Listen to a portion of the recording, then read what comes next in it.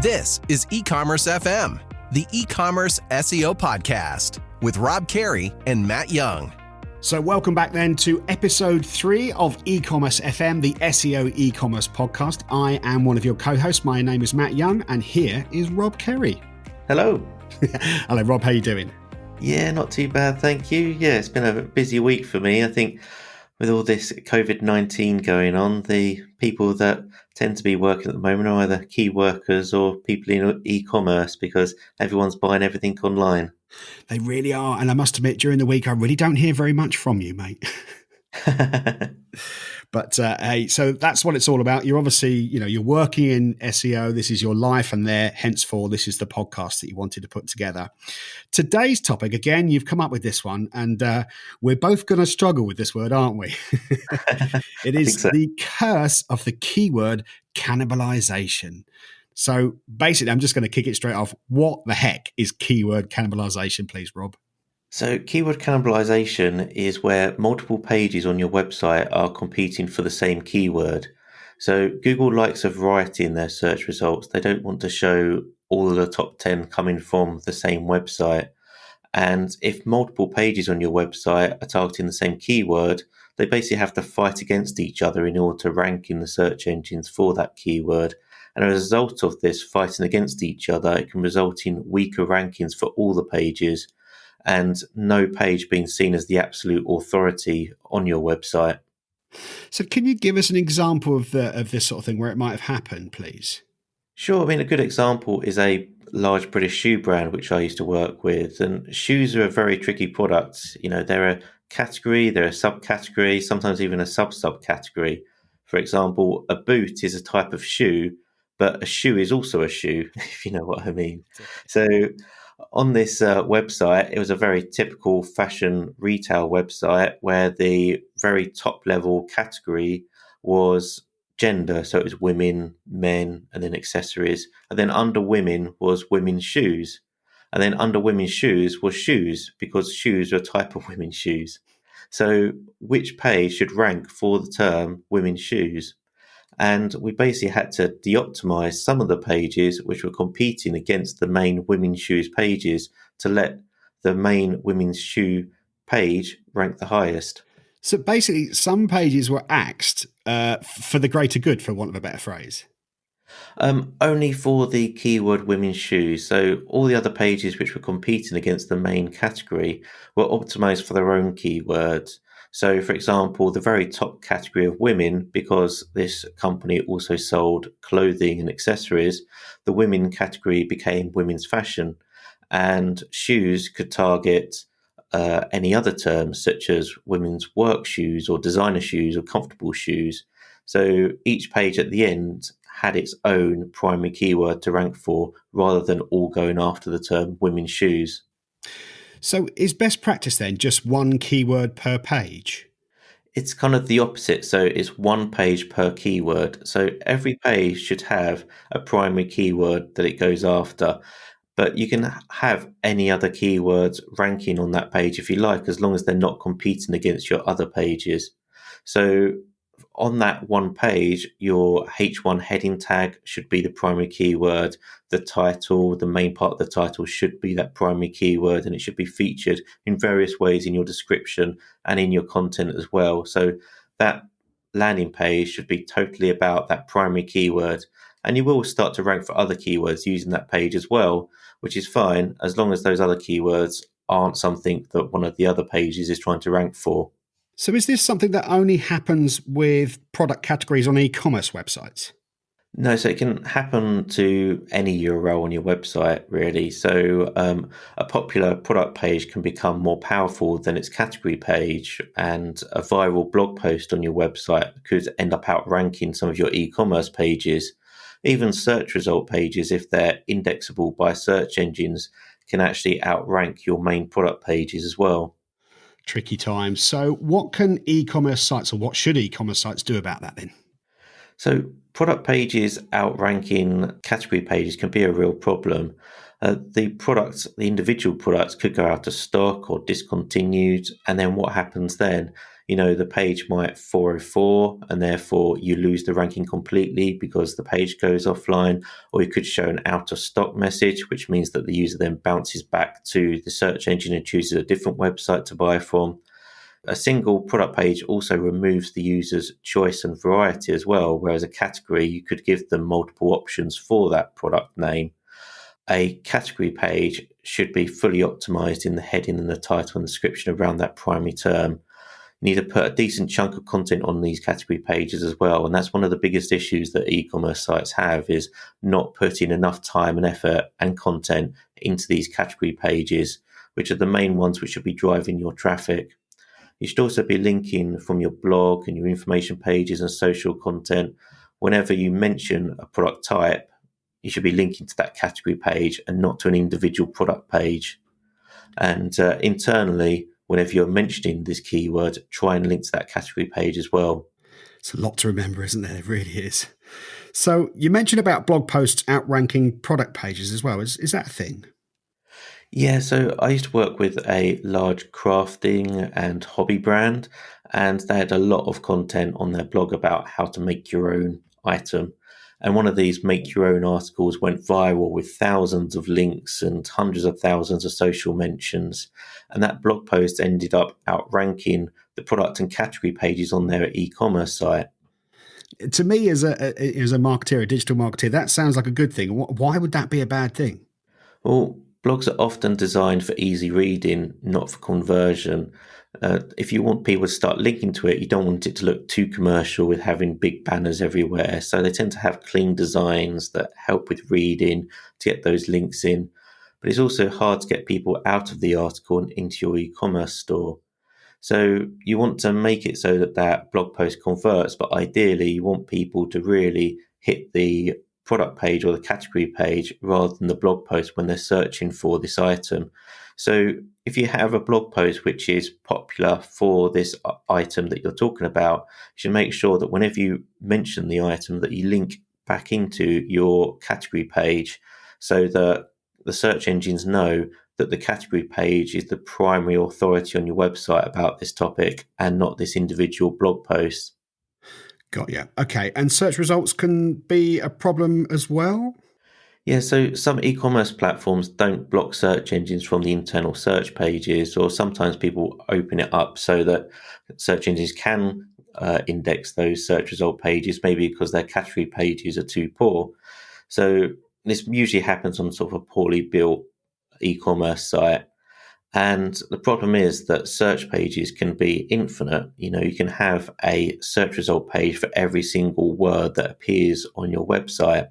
So you'll end up with millions of pages getting indexed by search engines, which causes very low quality scores for your pages, and the rankings will just drop or disappear.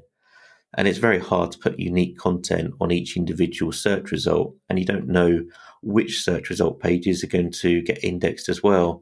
So it's best just to block robots completely from these search result pages.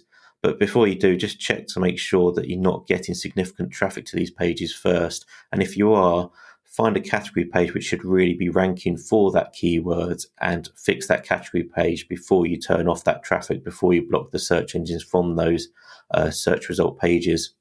Oh, there's so much to remember. That's great stuff. Thank you very much, Rob. Now, moving on then, does anything else cause keyword cannibalization?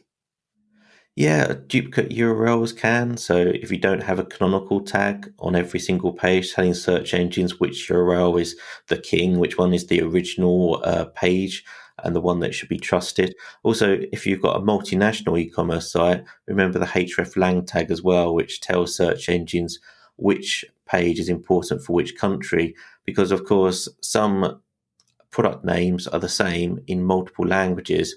So you could end up having a page for Spain competing against a page for the UK for the same keyword because it mentions the same keyword but then is targeting different countries.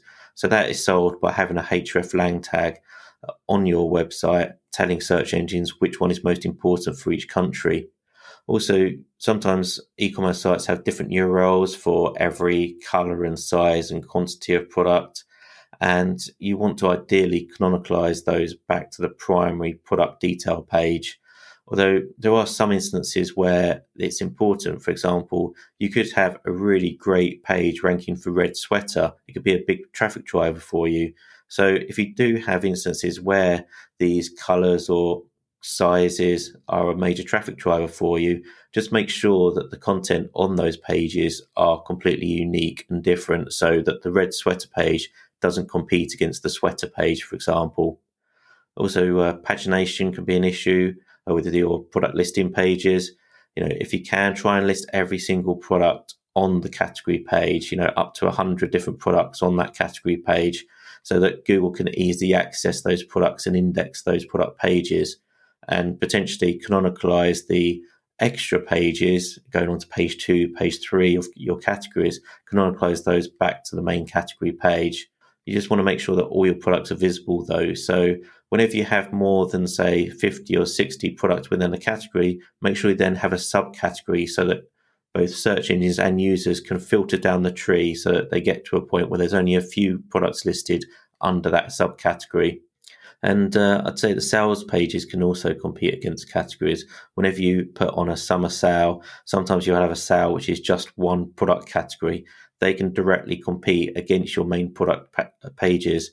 So you want to make sure that those sales pages are linking back to your primary category pages, that they're basically telling search engines that the primary keyword page is the category page and not the sales page.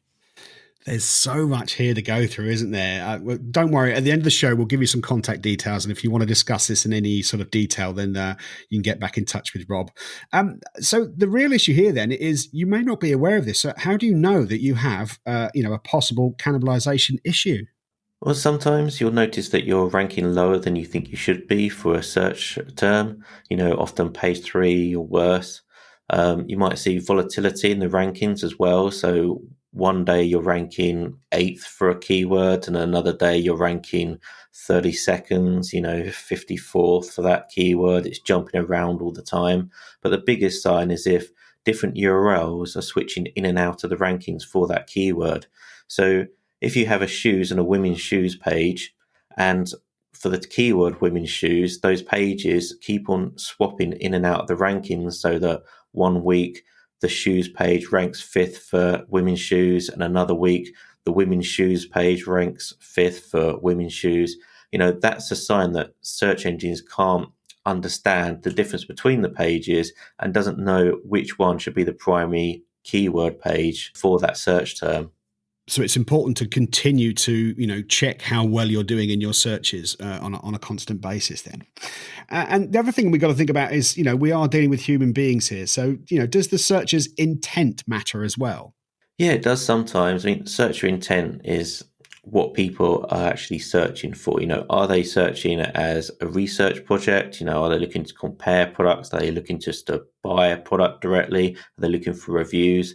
Google and other search engines try to guess what the user's intent is for a keyword, and either only show search results for that intent or show results for different types of intent if they're not sure what that user is after. So, for example, on the keyword compare credit cards, search engines know that that person isn't ready to get a credit card yet. They want to compare the different ones. So you're not likely to have, say, Capital One ranking for the term compare credit cards. You're more likely to see one of these middlemen, one of these credit card comparison websites. But then even more granular than that, the term credit cards itself, plural, could mean that someone is researching because they're looking at credit cards, plural, whereas credit cards, singular, can define that that person just wants to find a credit card and just get it straight away. They might want to see Capital One ranking for credit cards, but not for credit cards. So it's a big topic. There's lots to talk about. So potentially something for a future podcast. I'd say that intent can affect keyword cannibalization. The product page, which is most powerful for a keyword, might not be the one that Google thinks should be ranking. Maybe they think that someone's just looking for doing some research, and therefore a blog post should be more important, should be the one which shows. So the weaker blog post could actually end up outranking the category page. Okay, so in summary then, how does an e-commerce store actually tackle keyword cannibalization? So you want to make sure that every single page has a canonical tag on it. That makes sure that if you do have duplicate URLs, that Google knows what is the main page for that keyword. Also, you want to make sure that every category and every product page has a unique title, description, heading, and that they all really go after that primary keyword that that page is trying to go for. And you also want to make sure that other pages don't compete. Make sure that they don't have the same titles or descriptions or headings in them, that they go after their own primary keyword. And don't rely on your internal search pages for SEO. If possible, just block them entirely and make sure that your category pages are as strong as possible. If you are having issues, you can also look at building new links from third-party websites into your primary keyword pages. So if your category page seems quite weak, try and get people to link into that category page by offering them content or offering to guest author for their podcast or for their blog. Trying to get as many citations as possible going into that category page so that Google knows that it's the primary page for that topic. But when you do this, make sure that you're not trying to get people to link using that primary keyword. If you're trying to link into the category women's shoes, don't ask people to link using the text, the anchor text, women's shoes, because it can just look spammy. It can also trigger a penguin penalty. Ah, yes. The good old penguin penalty. Do you want to describe that for us in a little more detail? Yes, just a silly name for a Google algorithm update, basically. So most of the Google algorithm updates, which make a significant change on people's rankings, end up being given a name so that people can basically quantify what the issue is. And it's basically an update which targeted people buying links. And people used to basically buy links and ask the webmaster to use a certain anchor text. So in my previous example, that would be women's shoes. So I'd go to someone that blogs about women's shoes and ask them to put a link within their content which uses the term women's shoes, and that helps me to rank for that term. So it obviously has a very unnatural link profile, and that's what Google is trying to combat against. So these days, if you're working with any bloggers or any influencers and you're asking them to link into your pages, don't dictate how they do that. Some of the best anchor text is click here or just having the URL linked. It needs to be as natural as possible. Interesting. Okay, that's good to know because, a lot of people would use that anchor text because it's going to help their own SEO, but actually it's less beneficial to the site that you're linking to. Rob, I think you've covered an enormous lot in this week's podcast. Just in case people want to ask a few more questions, how do they get in touch with you directly? Sure. You can get in touch with me directly by Twitter. My Twitter handle is @RobCerry. And of course, you can also send in questions for the show or feedback to the show by emailing hello@ecommerce.fm, and that comes through to both of us. Fantastic. Okay. So big topic covered this week, and a couple of other topics already inside that we could expand on for future episodes. But like Rob says, if there's anything else that you think is, that you want us to expand on in a little more detail, do get in touch. Email us via the website, ecommerce.fm. Rob, as always, thank you very much indeed for your immense insight into the show. It's always great catching up with you every single week. Good stuff. I'm looking forward to the next episode. This is E-Commerce FM, the e-commerce SEO podcast with Rob Carey and Matt Young.